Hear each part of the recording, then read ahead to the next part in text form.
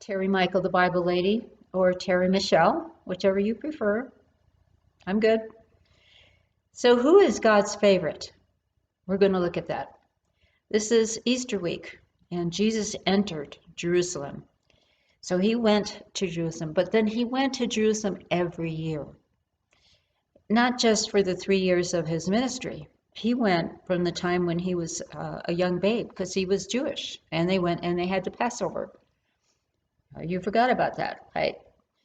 Luke 2:41 says, now his parents went to Jerusalem every year at the feast of the Passover.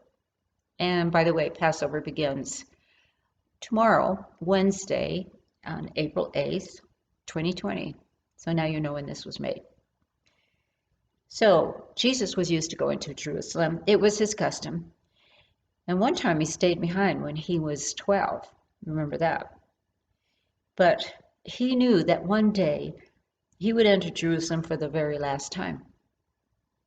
In John 13:1 it says, it was now just before the Passover feast, and Jesus knew that his hour had come to leave this world and return to the Father. Having loved his own who were in the world, he loved them to the very end. Later, he told his disciples, you know that after 2 days, the Passover is coming, and the Son of Man is to be handed over for crucifixion. That's in Matthew 26:2. So, the Last Supper was his Passover supper. And we know, we've seen the painting, Leonardo da Vinci, not Leonardo DiCaprio, right? Leonardo da Vinci captured that, and he raised his brush to the wall and painted the mural of the Last Supper, Jesus' last Passover. And before we look at the Last Supper and what I want to talk about, I want to take a step back. Let's just take a step back. Right before this, right before the last Passover, the disciples were on their way to Jerusalem, and Salome, and she was the mother of the disciples, James and John. They were the sons of Zebedee, so we got that all right. Salome, James and John, and Zebedee. Okay. So Jesus had asked her what she wanted because she approached him.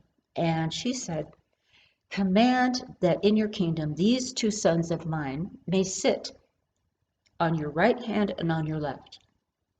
So that's in Matthew 20:21. That was some request, I think. Kind of cheeky. Okay.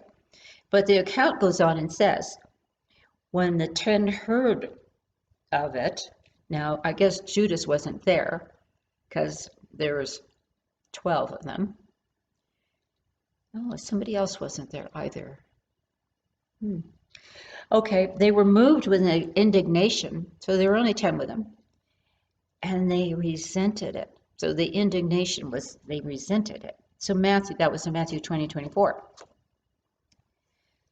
Now, in between that occurrence and the Last Supper, a lot of things happened. It wasn't a big span of time, but a lot of things happened.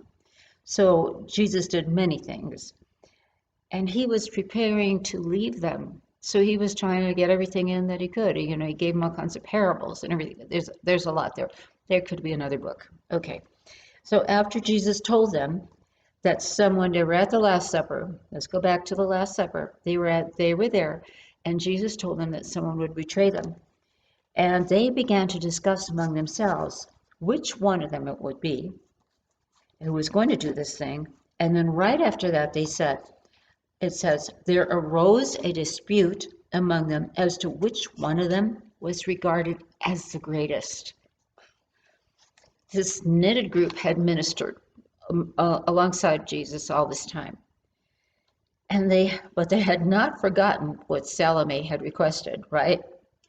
They knew that she had asked for James and John, her 2 sons, not the other John who wrote the book of John. This is James and John the Lesser.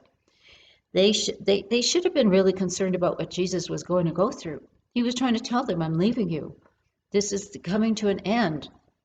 But they weren't. Here they were discussing. And if you look at the depiction of the Last Supper by Leonardo da Vinci, you will see that they're like pointing fingers and they're all leaning in and talking to each other. There is a heated discussion going on, and that's what it was.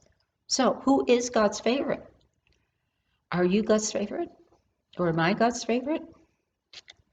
Well, I've got great news. We all are. You are. And you, and you, and you.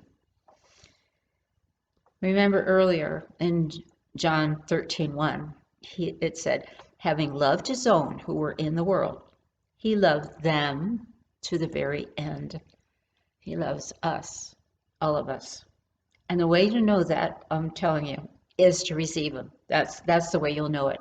Receive him. Tell him you're sorry. Ask him to forgive you and receive him. Thank you for watching. Till next time.